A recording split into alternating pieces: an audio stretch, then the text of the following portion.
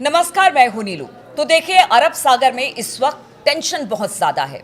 जहां पर Abraham Lincoln खड़ा था, बताया जा रहा है कि वहां पर ईरान का एक ड्रोन आता है और फिर दावा अमेरिका की तरफ से किया जा रहा है कि उसने इस ड्रोन को मार गिराया है।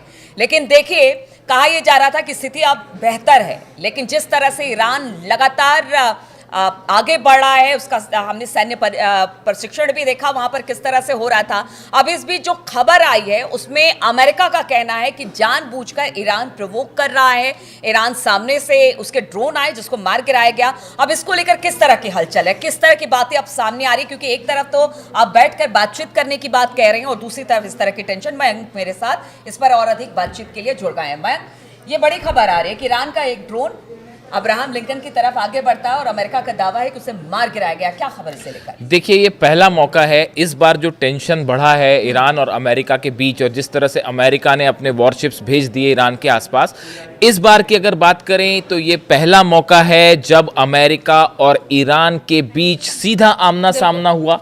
और जो खबरें आई उसके मुताबिक ईरान का एक ड्रोन शाहिद 139 ये करीब आता है अब्राहम लिंकन के, और उसके बाद जो है एक F-35 जेट ने टेक ऑफ किया अब्राहम लिंकन से और उसके बाद इस पर हमला किया। शाहिद 139 को डाउन किया गया। इस तरह के दावे अमेरिका की तरफ से हुए। अब देखिए, इसको लेकर ईरान की तरफ से जो खबरें आई, लेकिन पहले आपको एक बात समझनी पड़ेगी कि ईरान का एक ड्रोन जो कि करीब 1000 किलोमीटर से ज्यादा का डिस्टेंस ट्रेवल करता है, ईरान से जो उड़ता है करीब 1000 किलोमीटर से ज्यादा का उसने ट्रेवल डिस्टेंस किया और वो बिल्कुल अब्राहम लिंकन के करीब आ गया। ये अपने आप में अमेरिका के लिए एक बेहद चिंताजनक खबर है। देखिए, भले ये खबर हो और आप ये सोच सकते हैं, आपके मन में विचार आ सकता है कि भाई अमेरिका के F-35 ने जो है मार गिराया ड्रोन को, ये खबर है। लेकिन इसमें बड़ी दिक्कत की बात अमेरिका के लिए है, ईरान के लिए नहीं।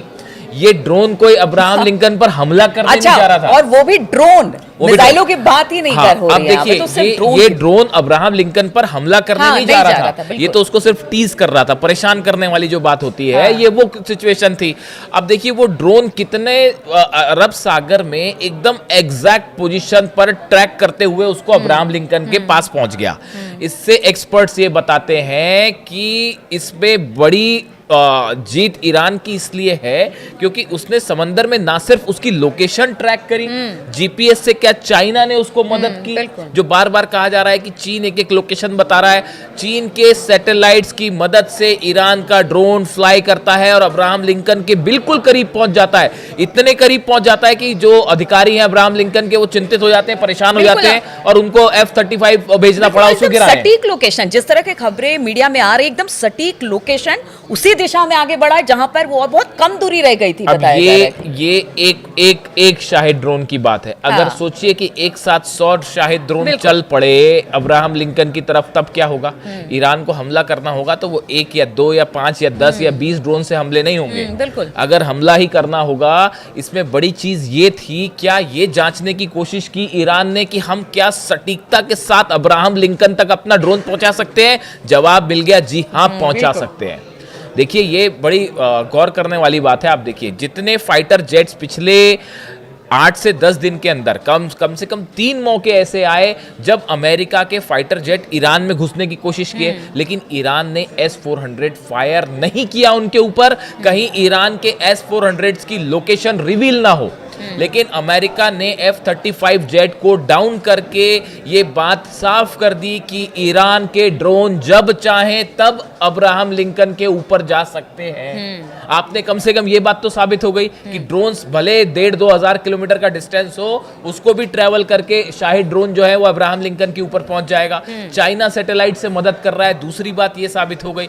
तीसरी बात, जो सबसे अहम बात कही जा रही है, जो ईरान की तरफ से बयान आया है, ईरान का कहना ऐसा है कि ये सर्विलांस ड्रोन था, इसको हमला करने नहीं भेजा था हमने। ये एक सर्विलांस ड्रोन था जिसने जो रियल टाइम डेटा भेज रहा था कि अमेरिका का कौन सा वारशिप कहां पे है, अब्राहम लिंकन कितनी दूरी पर है, साथ में कौन से शिप्स चल रहे हैं। उसने लगातार जो है 48 घंटे तक रियल टाइम पूरी इंफॉर्मेशन ईरान को भेज दी। पूरी इंफॉर्मेशन, जो मिशन था इस ड्रोन का, वो पहले ही कंप्लीट हो चुका था क्योंकि रियल टाइम इंफॉर्मेशन आ रही थी ईरान के पास। और उसके बाद आखिरी में ये हुआ कि शायद हो सकता है कि ये जांचने की कोशिश थी कि क्या एग्जैक्ट लोकेशन तक जा सकता है अब्राहम लिंकन तक, या फिर एक प्रकार से आप देखें कि जिस तरह से अब्राहम लिंकन ओमान की खाड़ी से पीछे हटा और अरब सागर में आया, एक प्रकार का चुनौती देने की कोशिश। जब F-35 जेट या F-16 जेट या F-15 जॉर्डन के रास्ते इराक से की बॉर्डर से ईरान को चैलेंज करने की कोशिश करते हैं, तो ईरान भी तो अपना ड्रोन बिल्कुल यही मैं कहना चाह बिल्कुल यही मैं कहना चाह रही थी कि एक तरह से चैलेंज के तौर पर भी है कि देखिए आप कहीं भी रहिए, अगर चीन के सैटेलाइट हमारे साथ है तो फिर आपकी लोकेशन ढूंढने में हमको बहुत ज्यादा दिक्कत नहीं होगी। आप पहुंच के बाहर नहीं है, ये संदेश देने की कोशिश की गई। आप इसको ऐसे कुछ लोग ये सोच सकते हैं, और ये अमेरिका ने कहा है कि देखिए वो जानबूझ के बुली करने की तरह एक तरह से देखिए सेंटकॉम जो आप कह रही हैं, वही सेंटकॉम के जो स्पोक्स पर्सन है, स्पोक्समैन कैप्टन टिम हॉकिंस, उनके तरफ से जो बयान आया है, Tim Hawkins said the guided missile destroyer USS McFaul immediately responded to the scene and escorted. ये इन्होंने बताया कि किस तरह से हमने जो है इसको प्लेन को इंगेज किया शाहिद ड्रोन को। अब देखिए कुल मिला के कहानी ये है कि अगले 2 दिनों के अंदर जैसा बताया जा रहा है कि फ्राइडे को टॉक शुरू हो सकती है ईरान और अमेरिका की।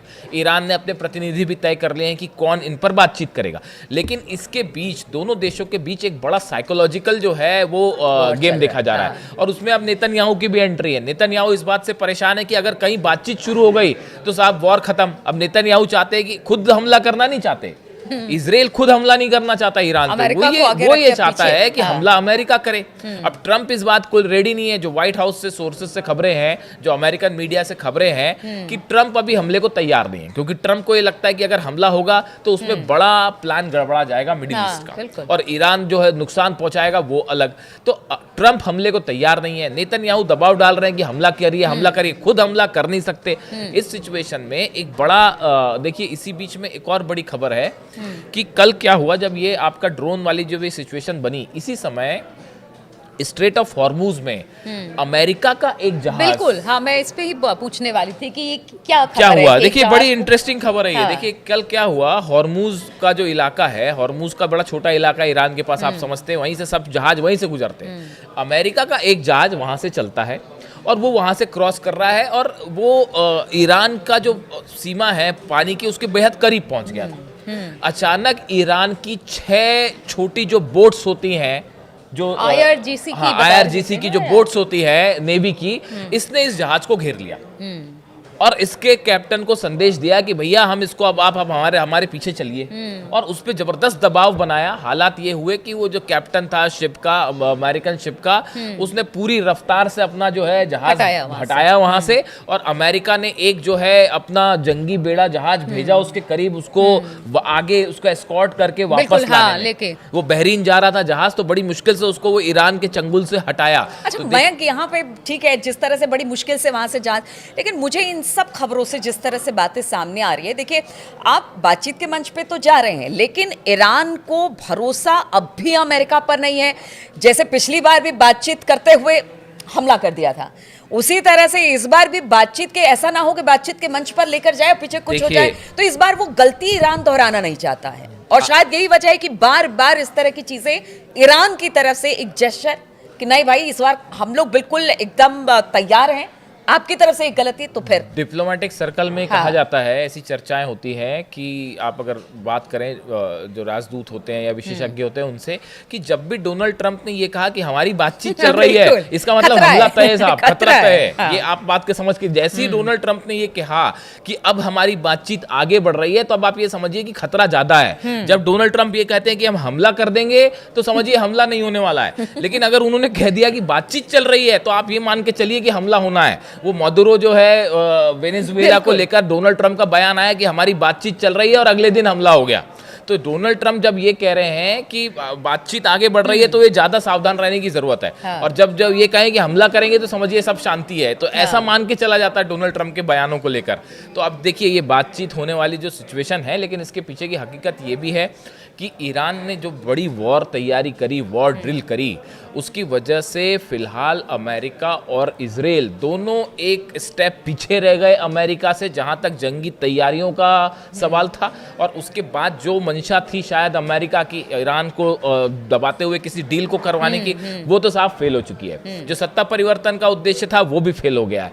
जो मिसाइल्स को रोकने का प्रोग्राम था वो भी फेल है। ईरान कह रहा है हम बात ही नहीं करेंगे उस पर, डील तो बड़ी दूर की बात है। तो अब बचता क्या है? बचता है न्यूक्लियर डील, जिसको लेकर अब फ्राइडे को देखते हैं कि क्या होता है। और इस बीच मुश्किल में है नेतन्याहू कि अगर भाई डील किसी तरह की हो गई, जो जंग रुक गई, तो वो मिसाइल्स हमेशा के लिए ईरान इजराइल के एग्जिस्टेंस के लिए खतरा बन जाएगी। तो देखिए, ये छोटी छोटी घटनाएं जरूर सामने आ रही है ईरान और अमेरिका के टेंशन के बीच में, लेकिन यही कहा जा रहा है कि ईरान बार बार ये बताने की कोशिश कर रहा है बातचीत तो हम कर सकते हैं, बातचीत के लिए हम तैयार भी हैं, हम युद्ध नहीं चाहते, लेकिन साथ ही साथ वो इसकी तैयारी करके भी बैठा है कि अगर युद्ध की स्थिति बनती है तो पिछली बार जिस तरह से उस पर हमला हुआ और नुकसान ईरान को उठाना पड़ा, अब उस नुकसान के लिए और ईरान तैयार नहीं है, इसलिए हमले का जवाब हमला होगा। इसीलिए इस तरह की गतिविधियां लगातार देखने को मिल रही है। अब फ्राइडे तक का यानी शुक्रवार तक का इंतजार करना पड़ेगा। उस दिन जब दोनों देशों के राजनयिक बैठेंगे, क्या बातचीत होगी, क्या कुछ निकलकर सामने आता है, इस पर हमारे भी नजर रहेगी। बहुत बहुत शुक्रिया आप सभी का हमारे साथ जुड़ने के लिए इस चर्चा में।